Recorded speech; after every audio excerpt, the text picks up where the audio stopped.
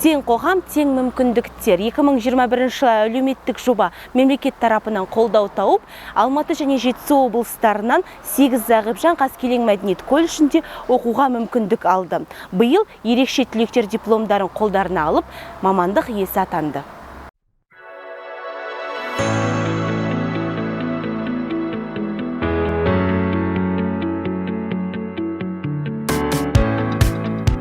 Қарасай ауданы Қаскелең мәдениет колледжіне 2021 жылы оқуға түсіп, 2023 биылғы жылы аяқтап дипломымызды алдық.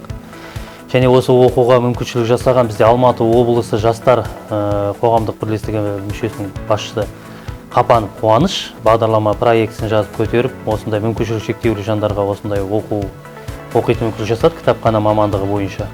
Және осы колледждің директоры Ақбасов Саят Қырғызбайұлына, үлкен осы колледждің барша ұстаздарына рахмет айтамыз.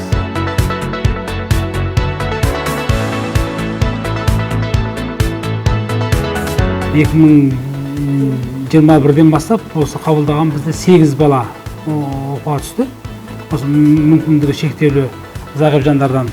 8 бала былтыр жақсы деген көрсеткіш дипломдарын алып, біз осы өткенде ғана сол мәдениет үйінде салтанатты түрде бұл кісілердің дипломдарын қолдан табыстадық.